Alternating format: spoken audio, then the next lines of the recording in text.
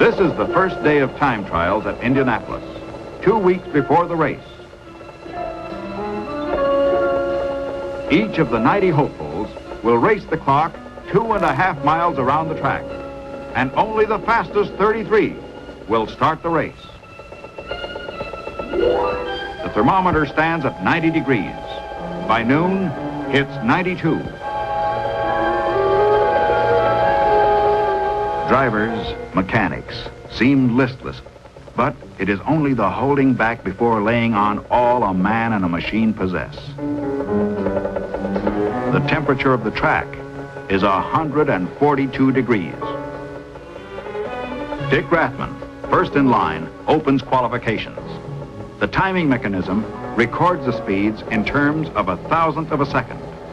A split-second difference, and you're in or out, nothing in between. Rathman's qualifying speed, 147. Shorty Templeman makes his run.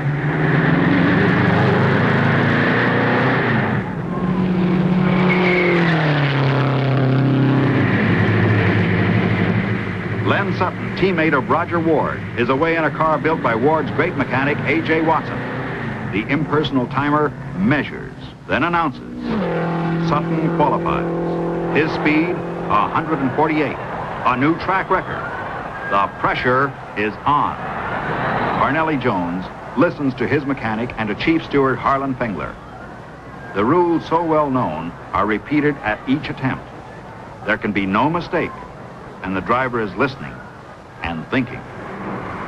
You're thinking about, well, can I get running that fast enough to take the flag, maybe the first or the second time, because you can't make a bubble and you also have to run right to your maximum. And yet you can't overdrive it, because if you overdrive it, you'll possibly get a little bit sideways and lose time. So you have to really concentrate continuously all the way around the racetrack, and hoping that you can get through there just the way you have been in practice, and maybe a little bit better.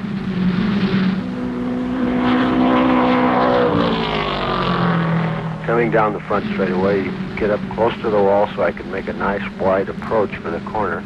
I just brought her down to the white line. If you bring her down too severe, you possibly have to steer out again and make a double corner out of it. And then as I went across the short chute, I thought to myself not to drive her in too deep here, because naturally 2 and 4 is most important, because you have to get out of them corners at a higher RPM than any of the others, so that you can carry all this RPM down the next straightaway, the long ones.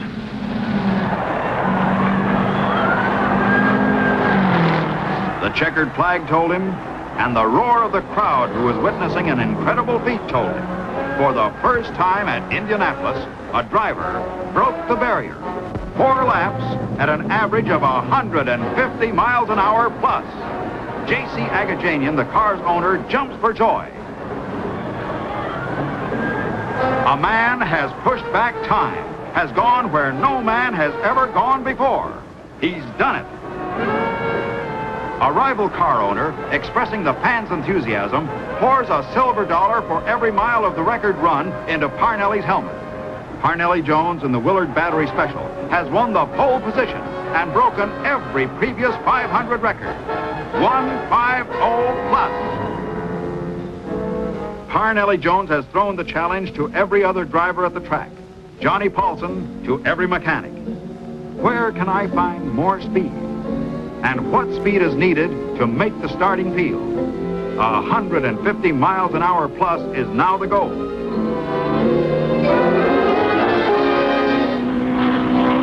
Bobby Martian attacks it and qualifies a fraction behind Parnelli Jones, 149.347. Roger Ward, 1959 winner, takes the green flag for his qualifying laps. He roars down the straightaway, eats up the corners, and qualifies at 149.371. The first row is complete. Jones, Ward, Marshman. Average qualifying speed for the first row, an amazing 149.7. The The list of qualifiers lengthens. The pressure grows with every punch of the timer. To qualify, a man must push himself and his car to the very limit. They qualify at 147, at 148. Some spin out.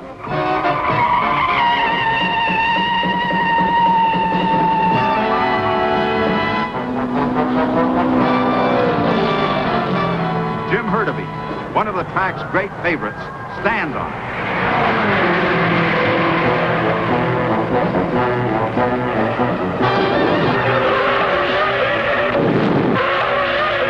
And at 149, smashes into the wall.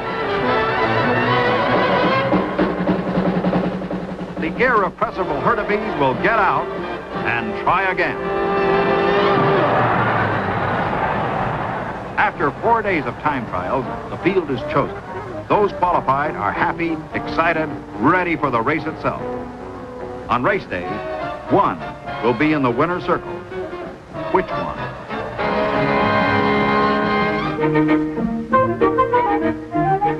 In the garages, the cars are torn down and every part rechecked before the race by chief mechanics like A.J. Watson, Gene Marcinak, George Bignatti, last year's winning mechanic, and Johnny Paulson, crew chief on car 98 that broke the 150-mile barrier. They all look to industry technicians and engineers for the products needed to win races. 500 miles at the Speedway is the supreme torture test, but the time for experimenting is long past. This is the time dependable, proved performance must pay off. They rebuild the engines, seeking that extra horse more, the fraction of a second less that makes the winning difference. Race day. Speedway President Tony Hulman says the words they've been waiting for a year to hear. Gentlemen, start your engines.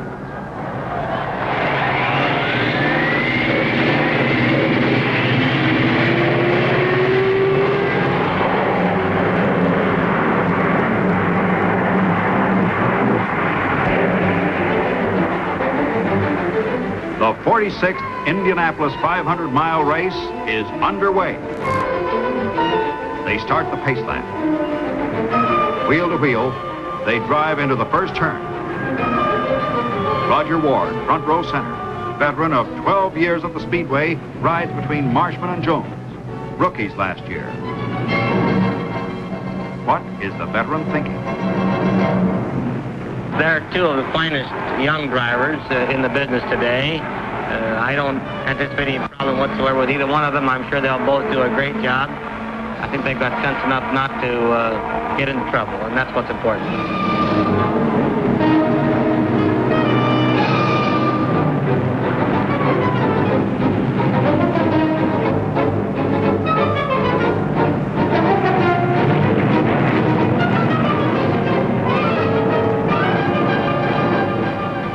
Fourth turn, the pace car pulls off the track. They get the green flag. And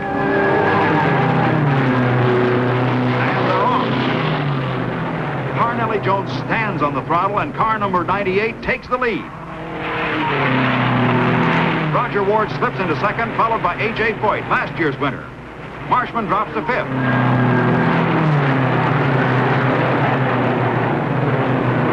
Down the backstretch, a battle for second position is on between Foyt and Ward.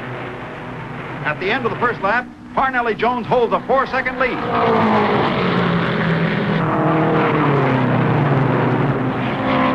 Foyt in second place.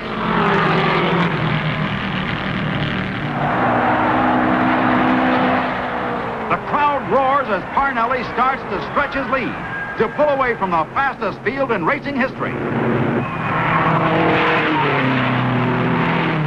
The leaders are far ahead of the rest of the field, breaking every track record in existence.